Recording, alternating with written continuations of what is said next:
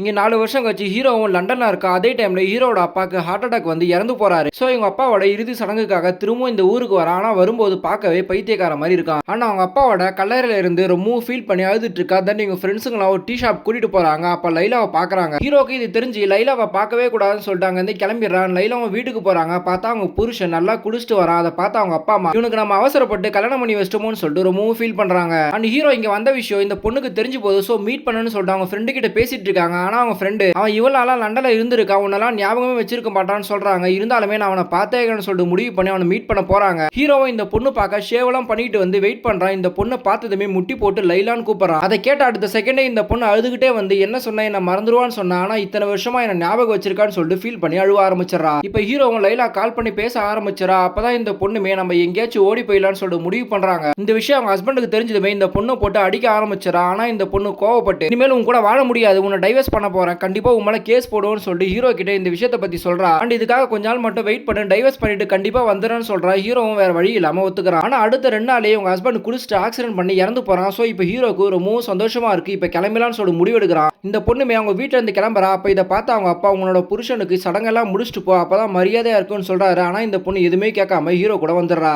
Hero கிட்டே அவங்க அப்பா சொன்ன விஷயத்த சொல்லி இன்னும் 1 மாசம் தான் வெயிட் பண்ண முடியுமான்னு கேட்கறாங்க. ஹீரோவும் வேற வழி இல்லாம ஒத்துக்கிறான். இருந்தாலுமே இந்த பொண்ணு கூட இப்பவே அவனுக்கு சேரணும்னு சொல்லிட்டு ஆசையா இருக்கும். ஆனா அந்த பொண்ணு பிரிஞ்சு போயிடுறா. ஆட்கள் போக போக அந்த பொண்ணை பார்க்க முடியாம மலை மேல இருக்க ஒரு வீட்டுல தங்க ஆரம்பிச்சிடறான். அந்த பொண்ணுமே கூட இருக்க மாதிரி நினைக்க ஆரம்பிச்சிடறான். இப்படியே இவன் பைத்திய மாதிரி ஆயிடுறான். ஹாஸ்பிட்டலையும் சேர்க்கறாங்க. அப்பதான் இந்த பொண்ணு வந்து பாக்குறா. பார்த்தா இந்த பொண்ணை பார்த்துமே அப்ப அங்க இருக்கிறது யாரு, அதுதான் லைலான்னு சொல்லிட்டு கற்பனையாவே யாருமே இல்லாத இவனே நினைச்சுக்கிட்டு வாழ ஆரம்பிச்சிட்டான்னு சொல்லிட்டு இந்த பொண்ணுக்கு தெரிய வருது. இதை பார்த்த இந்த பொண்ணுமே 1 மாசம் கூட நம்ம இல்லாம இருக்க முடியாம கற்பனையா வாழ ஆரம்பிச்சிட்டா, நம்ம ஏதோ தப்பு பண்ணிட்டோம்னு சொல்லிட்டு ஃபீல் பண்றா. அண்ட் ஹீரோவை நினைச்சுக்கிட்டே இறந்தும் போறா. இப்ப லைலா இறந்த விஷயம் இவனுக்கு தெரிஞ்சதுமே கல்லறையில பார்க்கணும்னு சொல்லிட்டு போறான். அப்ப அதே கல்லறையிலேயே தலையில அடிபட்டு அவனுக்கு கற்பனையாவே லைலா உயிரோட இருக்க மாதிரியே தெரியுது. அதே ரத்தத்தோடவே இறந்து போறான். இப்ப இவங்க 2 பேருமே இறந்து போய் யாரோட டிஸ்டர்பன்ஸும் இல்லாம இவங்க நினைச்சது மாதிரியே வாழ ஆரம்பிக்கிறாங்க.